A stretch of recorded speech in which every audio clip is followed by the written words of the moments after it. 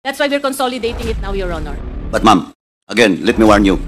In the case of Eddie Tayang, malinaw po, di ba? Yung isang property, that's why during the Mexico, Pampanga, in my committee hearing, I told you, and I warned you. I think that would be all, Mr. Chair. Marami pong salamat. Okay, thank Chairman, you. Chairman. Thank you, Just, Congressman one Acop. quick- Yes, Congressman Paduano. Chairman, with regards to the documents being required to LRA, ma'am, I have talked, before the hearing started, I talked to AMLA, and he told me that some documents that you have submitted in the previous hearing pa po, well, in fact, during the Mexico Pampanga hearing, at it was submitted to the Quadcom committee, to the Quad committee, you submit a different documents, not all those documents, list of properties being acquired by foreign national and companies. Yes, Your Honor, may I clarify that matter? Because these data are being extracted only, a difference in spelling will produce a different result. However, So, ma'am, to cut you short.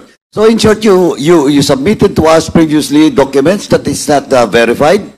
Are you saying that? no, Your Honor, we verified it. I'll take, for example, the case of A.D. Tayang. The spelling of the A.D. In the documents that we submitted in the previously is A-E-D-Y. But now, the spelling that was given to LRA Central Office is A-E-D-I. So it produced no results. That's why there's a difference. That's why we're consolidating it now, Your Honor. But ma'am, again, let me warn you. In the case of Eddie Tayang, malinaw po, di ba? Yung isang property, that's why during the Mexico Pampanga, in my committee hearing, I told you, and I warned you, na wala munang galawan doon sa mga properties. And well, in fact, one of the property of Eddie Tayang was sold to a certain Rodingo. Di ba? Yes, Your Honor. Now you're telling us na bago yung mga list, tapos, ano nakalagay doon sa notes nyo? Na yung previous, not on record? No, it's on record, Your Honor. The list that we submitted before has the title numbers, yes, in the name of A.D. Tayang. No, I'm not just, Eddie Tayang is just an example. Yes, Your Honor. Now, ang tanong ko ngayon, are those documents being submitted previously is the same documents that you have submitted in today's hearing? They are not the same, Your Honor, in the sense that if there is a difference in spelling, there's a difference in the result. So we're now consolidating, we're checking the spelling of all the names submitted last week and the names that we submitted previously so that we can consolidate all our reports. Ma'am, ano lang ako, medyo, kasi until now, AMLA, the case that was filed, doon sa mga forfeiture of properties, isa pa lang po, okay, that's not your fault. It's the fault of AMLA. But, ang sinasabi ko lang po, pag may nangyari, doon sa mga dokumento, babalikan ko yan sa staff ko, may mangyari doon sa dokumento that you have submitted and taxation being made in the period in which you submit the document, may problema po kayo.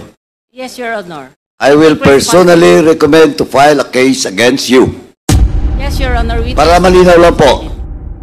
Because I have already warned you. Sa public accounts pa lang.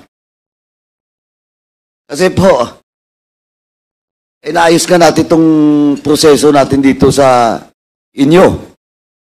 Yes, Your Honor. With due respect, I was the one who called the attention of our legal department that there is a discrepancy in the report that was submitted this morning. Okay, but ang sinasabi ko lang po, that's why, ano na po, ingat-ingat po tayo. Kasi, I've told you before, Yes, Your Honor. nalusutan tayo dun sa isang property, prime property pa. Saka talagang malinaw na kay Eddie Yang yun, bininta kay Rodingo. Diba? Yes, Your Honor. For the record, Your Honor, we already complied with 2 orders of injunction from the CA, and the other one is from the SEC regarding the nullification of the Certificate of Registration of Empire Estate 999. Okay, thank you. Anyway, dyan na po muna ako, no? And before I yield my to SDS Dong, Chairman, can we direct the COMSEC, Mr. Chairman, that baka pwedeng mag-overtime kayo during the break. Pag-reconcile lahat ng mga dokumentong pinadala sa atin ng LRA before submitting it to AMLA for any legal purposes.